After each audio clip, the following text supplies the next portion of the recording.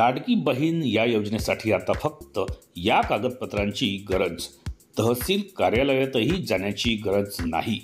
वयाची अट आता 21 ते 65 वर्ष, तर अर्जाची मुदत वाढवून 31 ऑगस्टपर्यंत झाली। तर नमस्कार मित्रमैत्रिणींनो, आपण बघत आहात माझे यूट्यूब चॅनल एज्युकेशनल मनोहर आणि मी आहे तुमचा दोस्त आणि या चॅनलचा होस्ट मनोहर। तर लाडकी बहीण या योजनेसाठी फॉर्म भरण्याची सध्या सर्वच 21 वर्षाच्या वरील स्त्रियांना घाई झालेली आहे आणि अशातच आवश्यक असलेले जे काही कागदपत्र आहेत ते मिळविण्याची लगबगही सुरू झालेली आहे आणि त्यामुळेच आता या योजनेमध्ये एक अतिशय महत्त्वाची आणि आनंदाची बातमी मी आजच्या व्हिडिओमध्ये आपल्यासाठी घेऊन आलोय।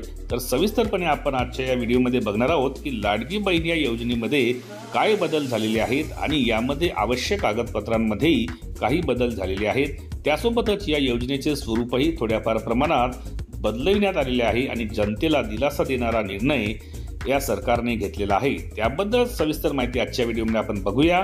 तोपर्यंत सर्वांनी या व्हिडिओला एक लाईक आणि जास्तीत जास्त शेअर करायला विसरू नका आणि ह्या चॅनलवर म्हणजेच एज्युकेशनल मनोहरवर आपण नवीन असाल तर हे चॅनल आपण सबस्क्राईब करायलाही विसरू नका।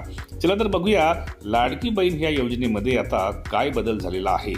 तर मुख्यमंत्री माझी लाडकी बहीण योजनेसाठी अर्ज करण्याची मुदत ही 31 ऑगस्टपर्यंत वाढविण्याचा निर्णय मुख्यमंत्री एकनाथ शिंदे यांच्या अध्यक्षतेखाली झालेल्या बैठकीत घेण्यात आलेला आहे। महाराष्ट्रात सध्या मुख्यमंत्री माझी लाडकी बहीण योजना या योजनेची चर्चा जोरदार सुरू आहे। या योजनेच्या माध्यमातून राज्य सरकार महिलांना दर महिन्याला 1500 रुपये देणार आहे। आता या योजनेसाठी पात्र महिलांना कागदपत्रांच्या काही अटी ठेवण्यात आल्या होत्या, पण कागदपत्रे बनवण्यासाठी राज्यभरात तहसील कार्यालयांवरील गर्दी पाहता राज्य सरकारने काही महत्त्वाचे निर्णय घेतले आहेत। राज्य सरकारने लाभार्थी महिलांसाठी कागदपत्रांमध्ये शिथिलता दिली आहे। ज्या महिलांकडे डोमिसाईल म्हणजेच अधिवासी दाखला नाही त्या महिलेकडे 15 वर्षापूर्वीचं रेशन कार्ड, मतदार ओळखपत्र, शाळा सोडल्याचा दाखला किंवा जन्मदाखला यापैकी एकही कागदपत्र राहिलं तरी त्या महिलेला या योजनेचा लाभ घेता येणार आहे।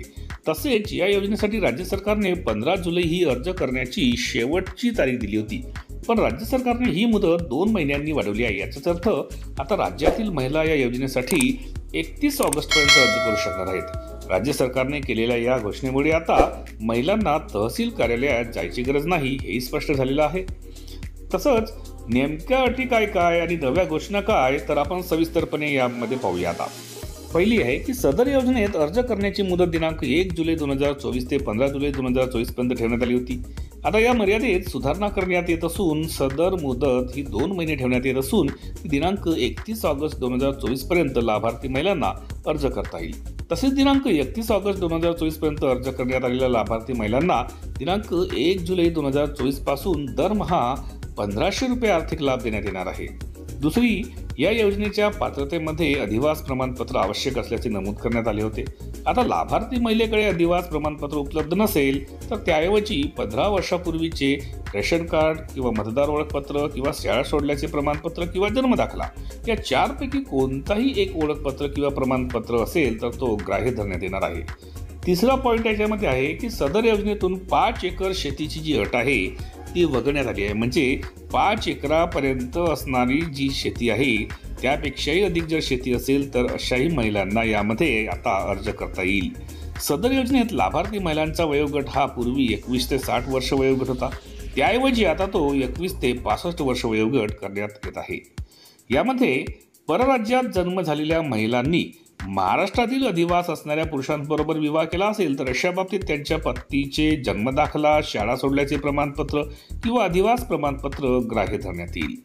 रुपये 2.5 लाख उत्पन्न दाखला उपलब्ध नसेल तर ज्या कुटुंबाकडे पिवळे व केशरी रेशन कार्ड उपलब्ध असेल त्यांना उत्पन्नाच्या दाखल्या प्रमाणपत्रातून सूट देण्यात येत आहे। सदर योजनेत कुटुंबातील एका पात्र अविवाहित महिलेला सुद्धा या योजनेचा लाभ देण्यात येणार आहे।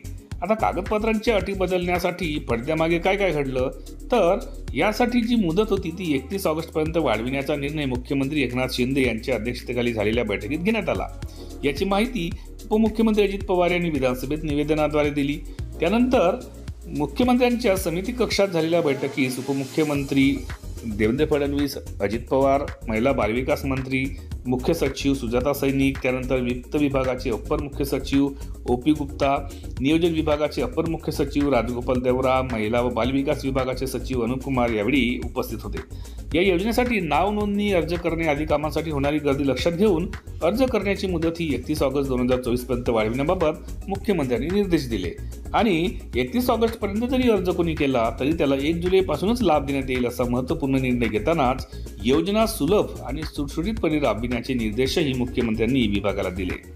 ठीक आहे. यामध्ये पुन्हा अर्ज करण्यासाठी मुदतवाढ देतानाच योजनेसाठी एकर शेतीची जी अट होती ती वगळण्याचा, त्यासोबतच वयोगट 21 ते 60 वर्षांपासून तर 21 ते 65 वयोगट करण्याचा, परराज्यात जन्मलेल्या महिलांनी महाराष्ट्रातील कोणत्याही नागरिकाशी पुरुषाबरोबर विवाह केला असेल तर त्या बाबतीत त्याच्या पतीचा जन्मदाखला, शाळा सोडल्याचे प्रमाणपत्र, अधिवास प्रमाणपत्र देण्यात यावे असाही निर्णय यावेळी घेण्यात आला. आता उत्पन्नाचा दाखला जो होता 2.5 लाख रुपयांचा तो उपलब्ध नसेल तर अशा वेळी त्यांच्याकडे जर पिवळे किंवा केशरी राशन कार्ड उपलब्ध असेल तर त्यांना या उत्पन्नाच्या दाखल्याच्या प्रमाणपत्रातून सूट देण्याचा एक निर्णय या बैठकीत घेण्यात आलेला आहे. आणि त्यासोबतच अशा या कुटुंबातील एक अविवाहित महिलेला सुद्धा याचा लाभ घेता येणार असे या ठिकाणी ठरविण्यात आलेले आहे. तर एकंदरीत आज आपण मुख्यमंत्री लाडकी बहीण योजना यामध्ये एकंदरीत पूर्वीचे जे काही नियम होते त्यांच्यामध्ये शिथिलता देऊन नव्याने त्यामध्ये काही नियम न जोडता जे जुने नियम आहेत त्यामध्येच शिथिलता देऊन एक प्रकारे मुख्यमंत्री लाडकी बहीण योजनेसाठी जास्तीत जास्त स्त्रियांनी यामध्ये सहभाग घेऊन 1500 रुपये मासिक जे त्यांना मिळणार आहे त्याचा फायदा घ्यावा, यासाठी सरकारने हे उचललेलं पाऊल खरोखरच एक प्रकारे अभिनंदनपर आहे असं आपण म्हणू शकतो. आणि त्यामुळेच ही माहिती आपल्यापर्यंतच न ठेवता आपण जास्तीत जास्त वहिनींपर्यंत ही आपण माहिती पोहोचवावी, त्यासाठीच या व्हिडिओला एक लाईक आणि जास्तीत जास्त आपण शेअर करावं आणि सोबतच अशाच प्रकारच्या व्हिडिओसाठी हे चॅनल एज्युकेशनल मनोहर आपण सबस्क्राईब करावं अशी मी आपल्याला विनंती करतो. आणि अशाच एका व्हिडिओमध्ये पुन्हा आपली भेट घेणार आहे. तोपर्यंत मी आपली सर्वांची रजा घेतो. सर्वांना माझा नमस्कार.